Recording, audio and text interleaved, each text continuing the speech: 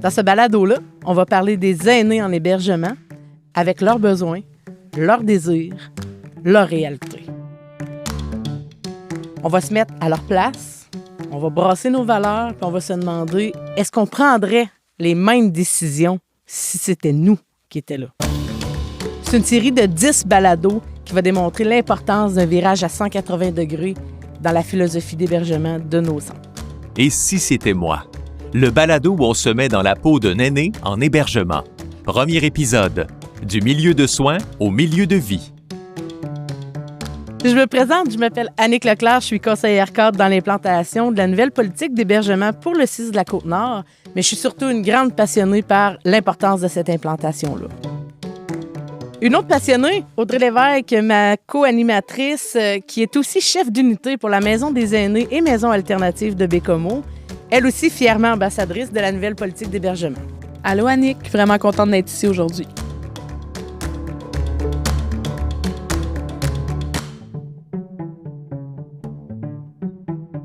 « 10 balados, 10 questions qui proviennent de proches aidants qu'on a entendus à travers toutes les présentations qu'on a faites sur la politique.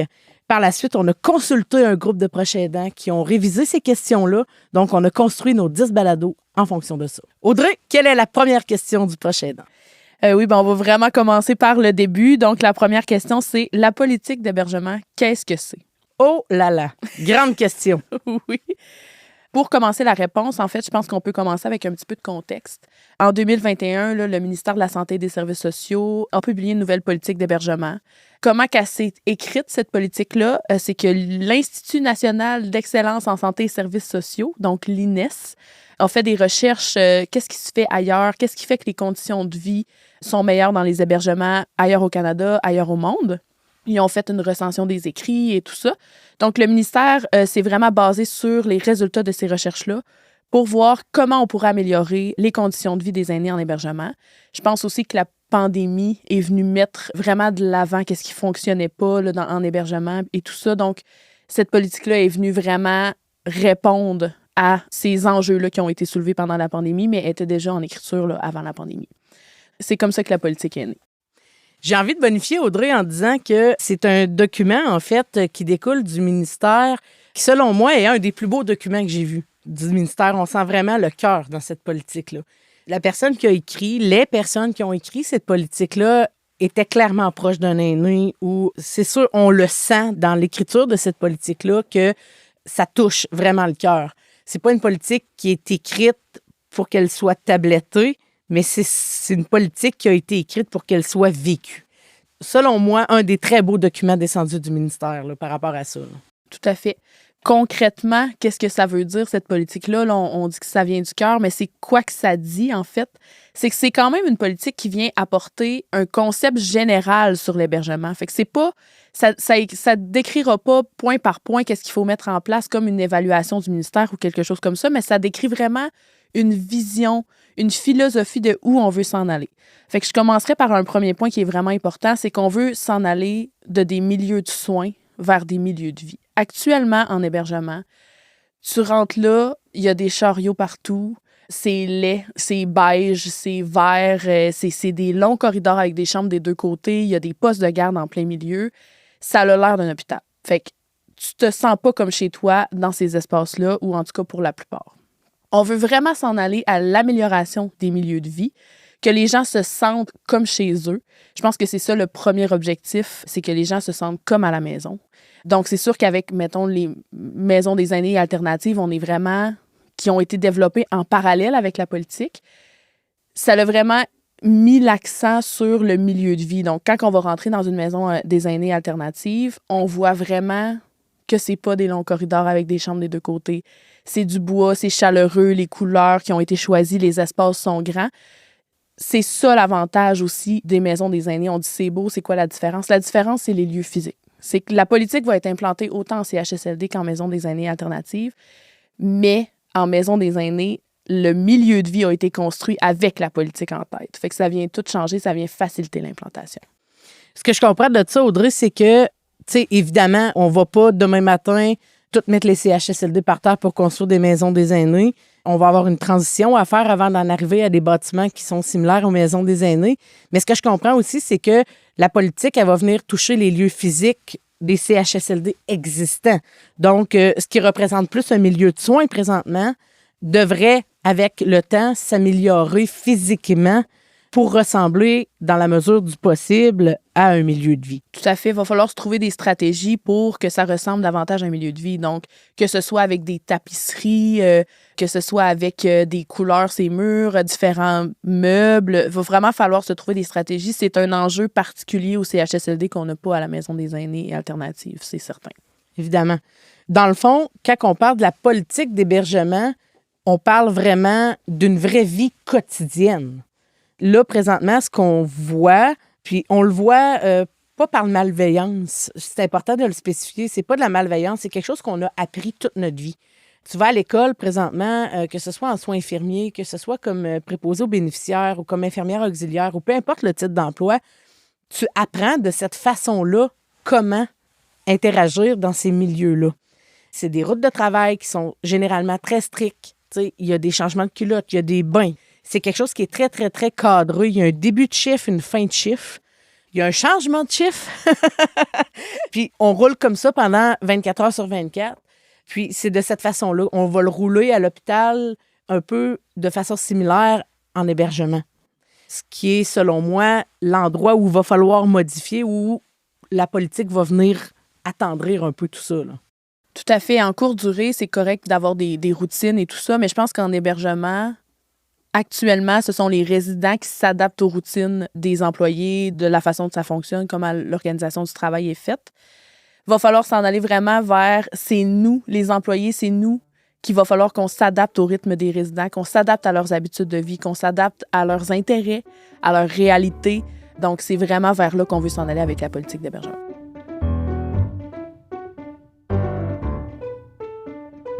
Ce qui est intéressant par rapport à ça aussi, c'est que selon moi, ça va venir améliorer une certaine qualité de vie de nos employés aussi par la politique. Présentement, c'est difficile parce qu'on est en train d'implanter un changement de valeur, un changement de philosophie. Ce n'est pas facile pour une personne qui a travaillé depuis 20 ans d'une façon X, qui est partie le matin, qui avait sa routine de travail, elle avait son ouvrage à faire, elle faisait son ouvrage, elle finissait son chiffre, elle changeait de chiffre, on passait à d'autres choses. Présentement, ce qu'on va lui demander, c'est d'être malléable. Puis la politique, elle va venir mettre une douceur autour de ça. Les gens vont maintenir les soins qu'ils ont besoin d'avoir. Ils vont avoir un changement de culotte aussi fréquent qu'avant. Par contre, on va demander à ce que la façon de faire soit différente.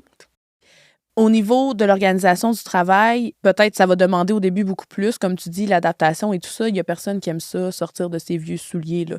Par contre, on va aussi les impliquer davantage dans les décisions qui les concernent. Là, je parle des employés, bien entendu. On va les impliquer davantage dans les décisions qui les concernent, dans les décisions du milieu de vie.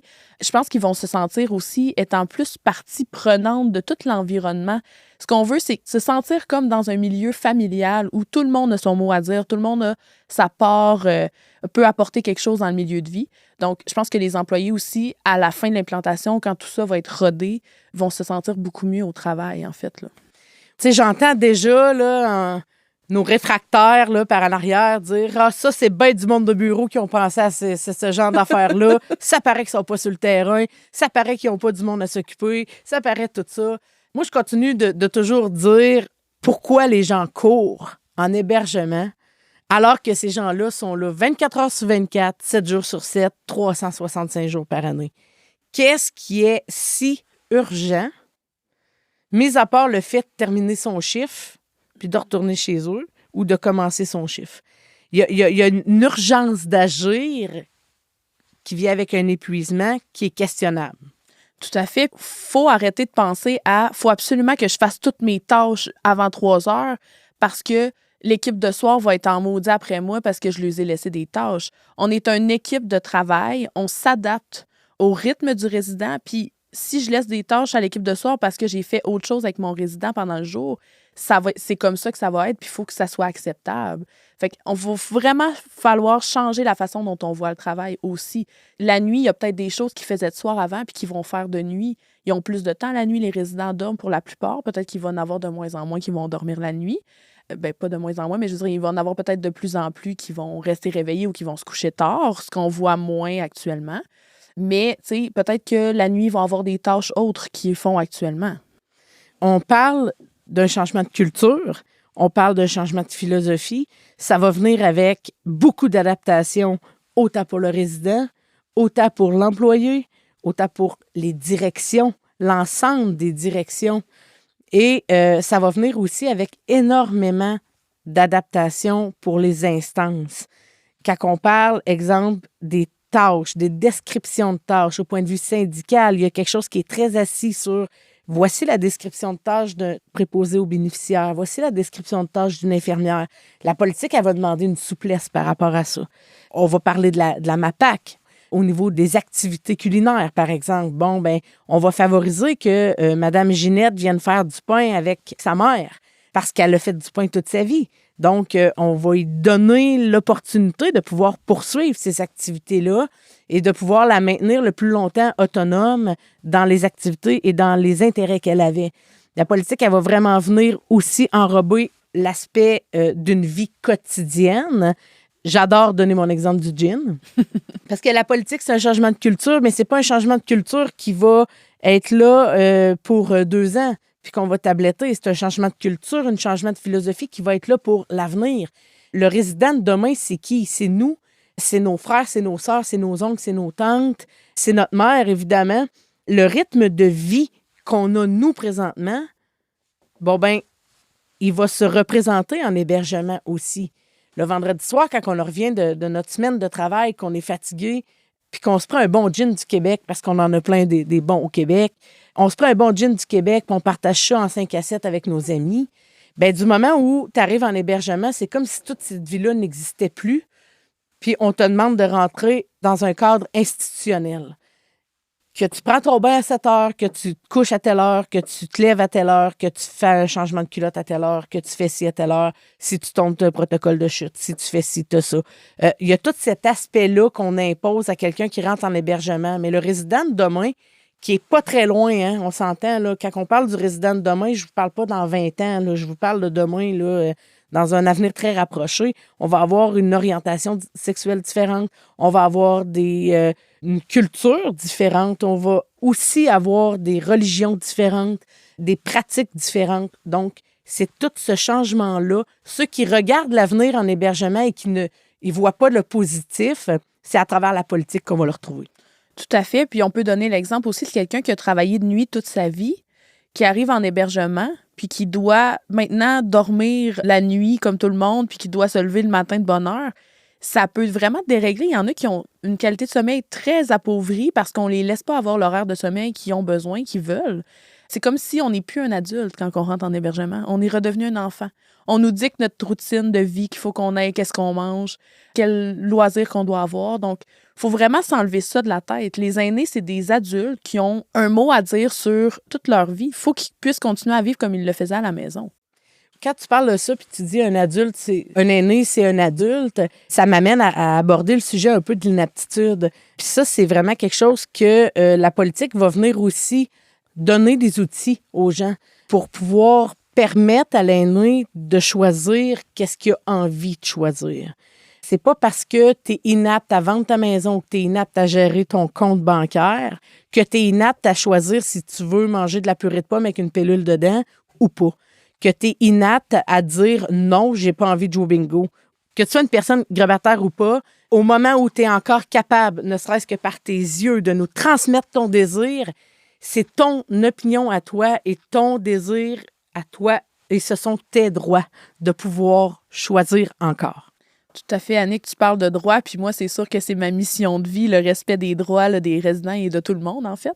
Donc, tu sais, quand tu me parles de droits, il y a une loi quand même, le Code civil du Québec, qui cite que même si tu es une personne qui est reconnue inapte aux yeux de la loi, que quelqu'un doit donner ton consentement substitué, donc souvent c'est notre mandataire ou notre mari, ou etc., tu as le droit de refuser un soin ou de refuser de donner ton consentement. C'est écrit noir sur blanc dans la loi que un refus catégorique, c'est un refus catégorique. Peu importe si tu es inapte ou apte. Donc, ce qui fait que quand on essaie de te donner une médication, puis tu te tasses la tête, puis qu'on l'écrase, puis qu'on le met dans une compote de pommes, ça va à l'encontre de tes droits. Puis c'est un droit fondamental que d'être capable de donner son consentement. Je pense qu'un des points qui me touche le plus dans la politique, c'est certainement la gestion du risque. Il y a dans les centres d'hébergement une grande saga autour des sandwichs aux tomates et des grilled cheese. Ça, c'est une saga importante que beaucoup de gestionnaires ont à gérer parce que au niveau des textures, au niveau de... Il y a plusieurs choses qui englobent la sandwich aux tomates et le grilled cheese. On en fait un running gag, même à travers l'ensemble des directions, ça pas, là, parce que des fois, notre directrice a géré une sandwich aux tomates alors que, tu sais, ça devrait jamais se rendre là. La gestion du risque est fort intéressante parce que ça va venir dire, on n'ira pas en compte des textures qu'un médecin va te recommander. Par contre, si toi, tu désires manger ta toast aux tomates, mais qu'on dit que tu n'as pas le droit à cause de la texture et que c'est pas recommandé par ton médecin, que tu es en mesure de choisir par toi-même et que tu es en mesure de dire « Je suis prêt à prendre le risque de manger ma toast aux tomates comme je l'ai mangé dans les 50 dernières années de ma vie tous les matins, j'ai le droit de manger ma toast aux tomates. » Tu sais, on parle de toast aux tomates parce que les gens vont peut-être trouver ça un peu ridicule comme exemple, mais c'est un vrai exemple qu'on voit régulièrement. Puis il y en a plein d'autres. Quelqu'un qui est à risque de chute, on l'assoit dans un fauteuil parce qu'on veut pas qu'elle tombe. Mais la personne de l'asseoir dans un fauteuil quand elle est encore capable de marcher, ça va accélérer le déconditionnement. Fait que la personne va être plus capable de marcher beaucoup plus rapidement. Donc, c'est important de s'asseoir avec la famille, avec le résident, puis de prendre des décisions partagées de comme, OK, je suis à risque de chute. Il y en a qui ont peur de tomber puis qui veulent s'asseoir dans un fauteuil, c'est correct. Mais moi, je suis à risque de chute avec ma marchette puis d'autres outils, peut-être des culottes protectrices de hanches ou des choses comme ça. Moi, je suis prête à prendre le risque de tomber pour continuer à marcher puis d'être capable de me déplacer par moi-même plus longtemps. Il va falloir aussi accepter qu'il va peut-être avoir un peu plus de chute, mais que les gens sont au courant puis prennent cette décision-là. Fait que la gestion du risque, puis là, on parle de chute, on parle d'alimentation, mais ça va être dans tout. À la Maison des aînés alternative, on a des cuisinettes avec des couteaux dans les tiroirs. Les tiroirs ne seront pas barrés. Fait que ça, c'est une autre chose qu'il faut prendre en considération aussi. Tu sais, ces personnes-là vont avoir accès à ça. Donc, c'est toute la gestion de risque. Ils vont pouvoir aller dehors aussi, se salir peut-être en jouant dans les plantes. Fait que vraiment, il y a ça à prendre en considération. La politique veut nous amener à une gestion de risque plutôt qu'à l'évitement du risque. On est vraiment actuellement en évitement du risque, puis ça fait que les personnes se déconditionnent plus rapidement, ne sont pas capables de faire des activités qu'ils veulent faire. Donc, on veut vraiment changer cette vision-là. Ça vient aussi un peu... la politique aborde aussi un des aspects, c'est les proches. Ça vient toucher vraiment à cet aspect-là parce que le proche qui vient porter son père ou sa mère en hébergement, souvent, il vient le porter de contre-cœur. Ça fait mal. Ça fait très mal d'aller porter quelqu'un en hébergement. Puis là, on se dit, j'étais plus capable de m'en occuper. Fait que là, au moment où on se dit, je n'étais plus capable de m'en occuper, je le change d'endroit. Et là, cet endroit-là devra être en mesure de s'en occuper. Devra être capable d'offrir le service que moi, je ne pouvais plus offrir à la maison. Fait que c'est là que ça devient très contrariant pour beaucoup de proches quand on parle de gestion du risque. Ma mère a 85 ans, elle prend des pilules de cholestérol. Elle ne veut plus les prendre, ces pilules de cholestérol. Elle a 85 ans, elle est en hébergement. Chez nous, elle ne voulait plus les prendre, mais là, il faut qu'elle les prenne, elle fait du cholestérol. Si madame, elle ne veut plus les prendre, ces pilules de cholestérol, on va devoir accepter ça et on va devoir gérer le risque que peut-être que son taux de cholestérol va augmenter. Tu sais, il y a souvent des raisons pourquoi elle ne veut plus les prendre, ces médicaments. C'est parce que ça lui donne des étourdissements, puis là, c'est justement, elle est plus à risque de chute, fait que là, on veut encore moins qu'elle marche. Il faut vraiment essayer de comprendre c'est quoi qu'il y a derrière ça aussi, en tant que famille, en tant qu'intervenant, parce que nous, en voulant lui donner ces médicaments, on ne fait pas de mauvaise foi. On veut lui donner ces médicaments parce que c'est ça qui est bon pour elle, puis sauf que peut-être qu'elle, sa qualité de vie est plus importante que son taux de cholestérol. Il faut vraiment se mettre dans la peau de l'aîné, puis prendre des décisions pour eux, pas pour qu'est-ce que nous, on pense qui est bien pour eux. Oui, absolument. Tu sais, quand on parle de gestion de risque, évidemment, les chutes, ça en fait partie. Ma mère tombait à répétition chez nous. je ne savais plus quoi faire, je n'étais pas capable de la lever, je pouvais la blesser en la levant de la terre, bon, tout ça.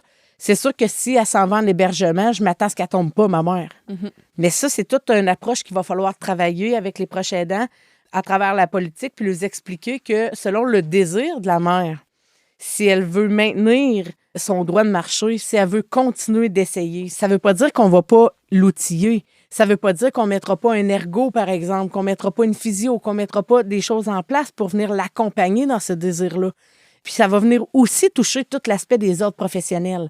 Parce que là, quand tu dis à différents titres d'emploi, bien là, mettons, elle ne veut pas prendre sa médication. Oui, mais il faut qu'elle la prenne, c'est vraiment important. OK, mais elle ne veut pas la prendre. Fait que là, au niveau des ordres professionnels, les gens se questionnent, on va faire quoi avec nos ordres? On doit le donner dans notre routine de travail.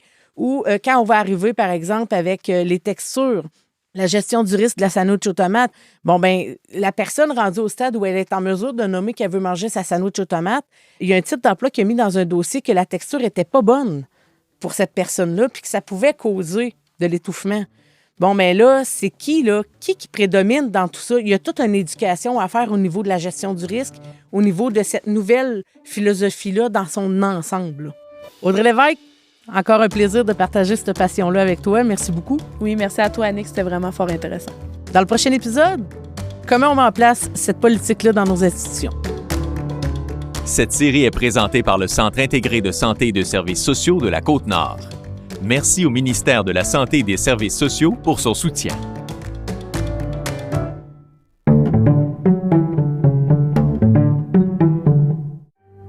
Phonique. Le fin son de l'histoire.